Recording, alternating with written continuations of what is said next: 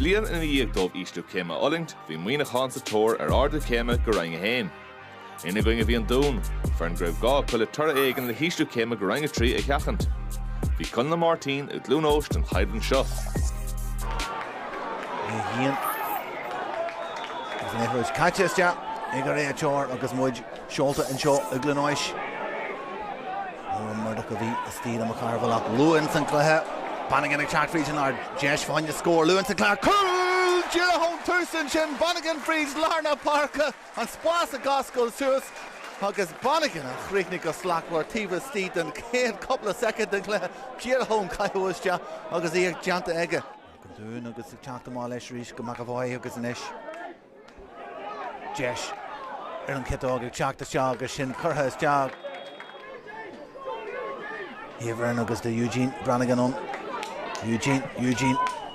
Tífa Stevens do agus sin créit na higus slackwar haar an trasna. Spás a gasco suas fan a honne ríiste go géirí pass a chuirteiste. Tá sé fáil fan a honne ríiste Daniel Guinness leis í an tagiíach don agus Jesh agus samol den skyhin sin go fáil a dún mas feidir lofa seo críic dú janta hacu agus haar an trasna an sin agus a ríiste eile. Seolta a ríiste agus an dúnar an onsaí.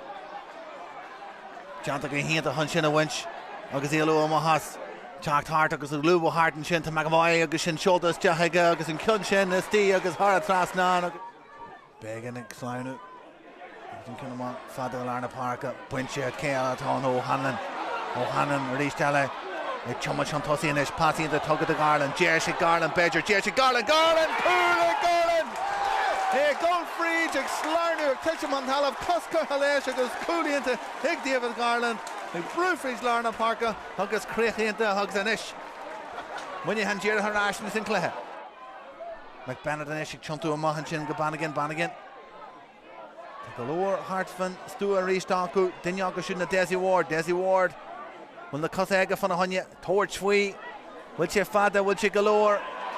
Es leor é Desi Ward a ríiste eile an darna ceann de Buaicphointí fáilte aige an seo aniu. Agus sinna tá janta agus nádach Jerry Shedge ag a ré teir. It wasn't one of the games in the league that we couldn't have won. We were unbelievably competitive right through from the Monaghan game. The Cork game we only won it by a point. We're in a position to win the next 3 games against Meath, Louth and Cavan. So no, I think the nature of all our games and the nature of our performances, the scores that we ran up, the type of football we played, I think we'll take a lot from that. We wouldn't need to be feeling sorry for ourselves because we play Monaghan now in a few weeks' time. So we have to get down to business again this week. So we'll enjoy the final. It's bonus territory. We'll enjoy the final next week in Croke Park, 3 weeks before the Donegal Derry game, and then after that we'll knuckle down and focus on championship.